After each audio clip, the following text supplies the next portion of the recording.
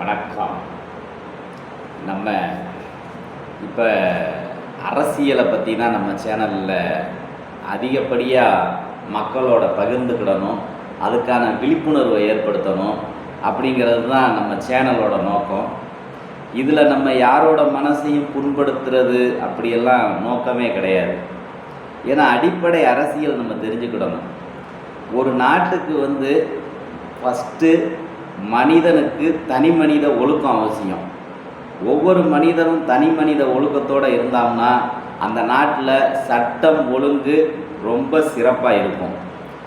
அதே நேரத்தில் அரசியலை பொறுத்த வரைக்கும் அடிப்படை அறிவு நமக்கு தேவை. பொதுவாக அரசியல்னாலே மக்களை ஏமாற்றக்கூடிய ஒரு தொழில் அப்படின்னு எல்லாரும் நினச்சிக்கிட்டு இருப்போம். ஆனால் அது உண்மை கிடையாது. ஒவ்வொரு அரசியல் கட்சிக்கும் ஒரு கொள்கை இருக்கும். அந்த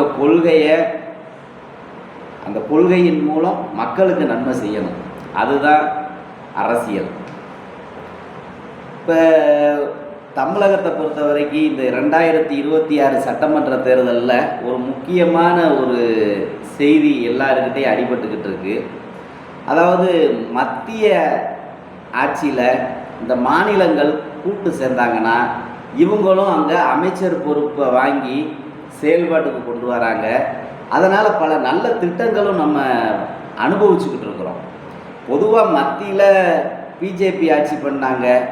அப்படி பிஜேபி ஆட்சி பண்ணும்போது பாட்டாளி மக்கள் கட்சி, இந்த திராவிட முன்னேற்ற கழகம் இவங்கெல்லாம் அவங்க ஆட்சியில் கூட்டில் இருந்தாங்க. அப்போ பாட்டாளி மக்கள் கட்சியிலேருந்து எனக்கு நல்ல நினைவு இருந்தால் வேலு அப்படிங்கிற ஒரு அமைச்சர் இருந்தார். அவர் ரயில்வே துறையில் மந்திரியாக இருந்தார், துணை மந்திரியாக. அப்போ லல்லு பிரசாத் யாதவ் தான் முக்கிய அமைச்சர். அவர் கூட இவர் செயல்பட்ட காலத்தில் இந்திய வரலாற்றில் ரயில்வே துறையில் 100 கோடிக்கு மேலே வருமானத்தை காட்டினாங்க. அதுதான் முதல் முறை. இது நம்ம தமிழகத்துக்கும் பெருமை. அது வரைக்கும் அந்த மாதிரி லாபம் காட்டினதே கிடையாது. அதிலிருந்து ரயில்வே துறையை தன்னை அப்படியே புத்துணர்ச்சிக்கு கொண்டு போயிடுச்சு. வளர்ச்சியை நோக்கி போக ஆரம்பிச்சது.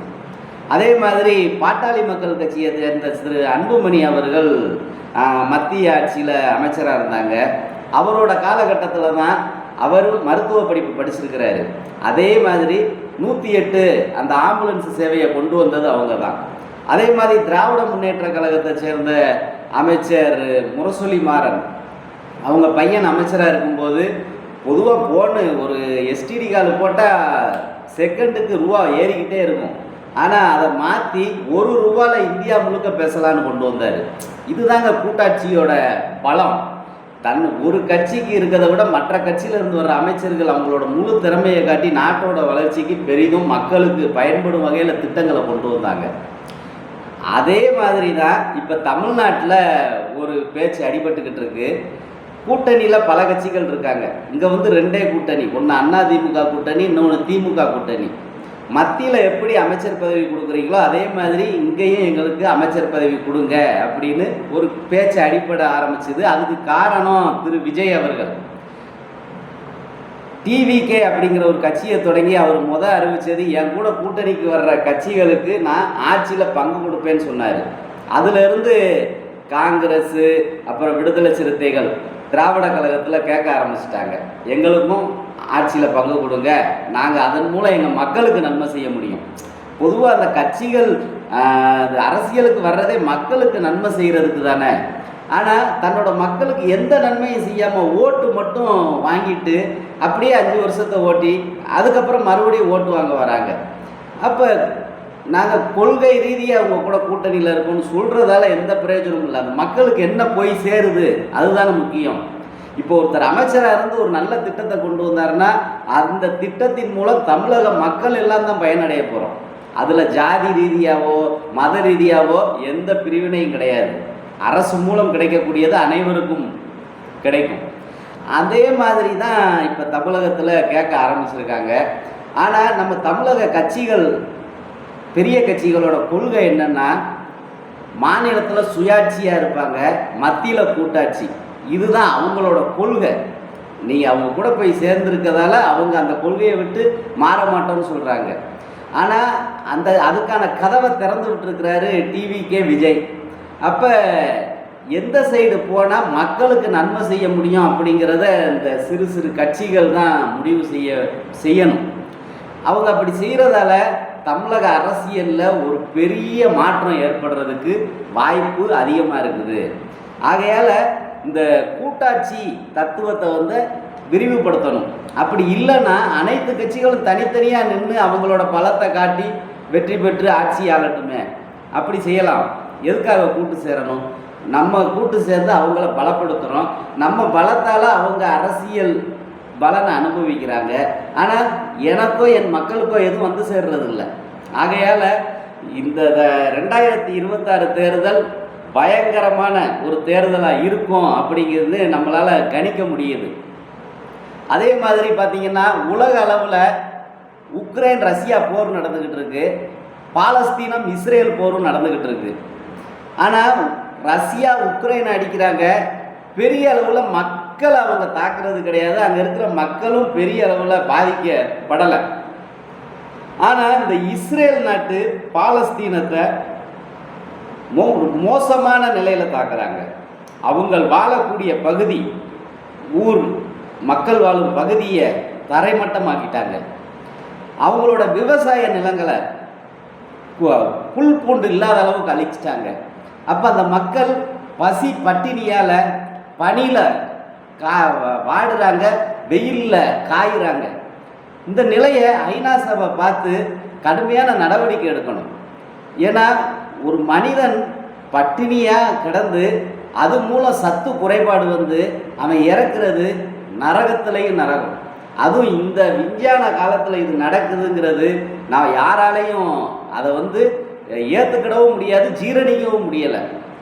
அப்போ அங்கே போய் ஆய்வு பண்ண சில பத்திரிகைகள் அங்கே இருக்கிற நிலையை சொல்லும்போது நமக்கு ரொம்ப வயிறு எரியுது, நெஞ்சு கலங்குது, கண்ணில் நீர் வருது, அந்த அளவுக்கு இருக்குது. அப்போ ஒரு நாடு போர் செய்யுதுன்னா அது குறைஞ்சபட்சம் அந்த நாட்டோட அந்த மனிதாபிமானத்தை வெளிப்படுத்தணும். போருங்கிறது இராணுவத்துக்கும் தான். ஆனால் மக்களை பட்டினியாக்கி கொள்கிற அளவுக்கு ஒரு நாடு அங்கே கொலைபாதகத்தை நடத்திக்கிட்டு இருக்குது. இது உலக நாடுகள் வேடிக்கை பார்த்துக்கிட்டு இருக்குது. அதே இது ரஷ்யா மக்களை அடிக்காமல் தான் சண்டை போடுறாங்க. அதுக்கு ஐரோப்பா நாடுகள்லாம் ஒன்று சேர்ந்து உக்ரைனுக்காக பேச வர்றாங்க. ஆனால் பாலஸ்தீனத்துக்காக ஏன் யாரும் ஒன்று சேர மாட்டேங்காங்க? பாலஸ்தீன மக்களும் மனிதர்கள் தானே. ஒரு காலத்தில் அவங்க தான் இஸ்ரேல் மக்களுக்கு அடைக்கலம் கொடுத்துருக்குறாங்க. ஆனால் அந்த மக்களையே இப்படி அடித்து துன்புறுத்துறது எந்த வகையில் நியாயம் அப்படிங்கிறது கேட்க வேண்டிய கட்டாயத்தில் இன்றைக்கி எல்லாரும் இருக்கிறோம். அதே மாதிரி இலங்கையில் ஆட்சி மாற்றம் ஏற்பட்டிருக்கு. ஆட்சி மாற்றம் ஏற்பட்ட விட்டு சில நம்பகமான, அதாவது சிங்களர்கள் தமிழர்கள் அவங்களுக்கான சமத்துவமான ஆட்சி தான் அங்கே தேவை. அப்படி இல்லாததால தான் அங்கே திரு பிரபாகரன் அவர்கள் பல மோதல் சண்டைகள் எல்லாம் நடக்க காரணமாக அமைஞ்சுது. அப்படி இருக்கக்கூடாதுன்னா சமத்துவமான ஆட்சி தேவை. சிங்களர் தமிழருங்கிற ஏற்றத்தாழ்வு இருக்கக்கூடாது. அந்த மாதிரி ஆட்சியை இப்போ அங்கே கொடுக்குறாங்க அப்படிங்கிற ஒரு நம்பிக்கையான செய்திகள் வெளிவருது. இப்போ நிறைய அங்கே நடந்த மனித கொலைகள், புதைக்குழிகள் தோண்டப்பட்டு அது ஆய்வுக்கு உட்படுத்தப்படுது. இது மூலம் வரக்கூடிய தகவலை வச்சு அவங்களுக்கான அந்த தவறை செஞ்சவங்களுக்கான தண்டனையை கொடுத்தாங்கன்னா நிச்சயம் அது தமிழக மக்களுக்கு ஒரு சிறு அந்த இதயத்தில் ஏற்பட்ட காயத்துக்கு ஒரு சிறு மருந்தாக அமையும். அதே மாதிரி இப்போ முன்னாள் பிரதமராக இருந்தவர் ரணில் விக்ரமசிங்கே அவர் வெளிநாட்டு சுற்றுப்பயணம் போகிறப்ப தன் மனைவிக்கும் அரசு செலவுலேயே கூட்டு போயிருக்காரு. அந்த நாடு பொருளாதார ரீதியாக ரொம்ப பாதிக்கப்பட்டு இருந்துச்சு சுமார் ஒரு வருஷத்துக்கு முன்னாடி. அந்த சூழ்நிலையில் அவர் அப்படி கூட்டு போயிருக்காரு. இப்போ அதையும் இவங்க விசாரணை பண்ணி கண்டுபிடிச்சி அதுக்கான நடவடிக்கை இப்போ இருக்கிற அரசு எடுத்துக்கிட்டு இருக்காங்க. இதெல்லாம் வரவேற்கத்தக்க செயல்கள், அரசு செய்ய வேண்டிய கட்டாயம். ஏன்னா சட்டம், நீதி, ஒழுங்கு எல்லாத்துக்கும் பொதுவானது. அப்படி இருந்தால் தான் அதை அரசுன்னு சொல்ல முடியும். அப்படி இல்லை அப்படின்னா அது மக்களை ஒடுக்கக்கூடிய மக்கள் எதிர்த்து அதுக்கு எதிராக குரல் கொடுப்பாங்க. பல தீவிரவாதங்கள் உருவாக காரணமாக அமையும். அனைவருக்கும் பொதுவான அரசு இருந்துச்சு அப்படின்னா நிச்சயம் அங்கே நல்லாட்சி நடந்ததுன்னா விரைவான வளர்ச்சி கிடைக்கும். தமிழக மக்கள் அங்கே நல்லா வாழ்கிறதுக்கு வழிவகைகள் செஞ்சு கொடுக்கணும். அவங்க தொழில் செய்கிறதுக்கு அவங்களோட இடங்களை திருப்பி கொடுக்கணும். அவங்கள்ட்ட இருந்து கைப்பற்றின இடங்களை இராணுவங்கள். அதே மாதிரி அவங்களோட வாழ்க்கைக்கு ஒரு பாதுகாப்பு அமைச்சு கொடுக்கணும். அவங்களுக்கு தேவையான கல்விக்கு தேவையானது வாழ்க்கை அடிப்படை தேவைகள் எல்லாம் பூர்த்தி செஞ்சு கொடுக்கணும் அரசாங்கம். அப்படி செஞ்சு கொடுத்தா இலங்கை விரைவில் பழைய நிலைமைக்கு வல்லரசாகவும் வாய்ப்பு அதிகமாக இருக்குது. நம்மளோட அண்டை நாடு நல்ல வல்லரசாக இருந்தால் நமக்கு தான் பெருமை. ஏன்னா அங்கே நம்மளோட தொப்புள் கொடி உறவுகளும் சந்தோஷமாக இருப்பாங்கல்ல. ஒரு காலத்தில் இலங்கையில் வேலை பார்க்குறாங்கன்னு சொன்னால் தமிழ்நாட்டில் அவ்வளோ ஒரு பெருமைப்படுவாங்க. ஏன்னா அங்கே நம்ம பணத்தை விட அவங்க பணத்தோட மதிப்பு அதிகமாக இருந்துச்சு. அந்த நிலையை விரைவில் அடைவாங்க அப்படிங்கிற எண்ணம் நமக்கு இருக்குது. இன்றைய செய்தி தகவல்கள் அரசியல் பார்வைகளை முடிச்சுக்கிடுவோம். நன்றி, வணக்கம்.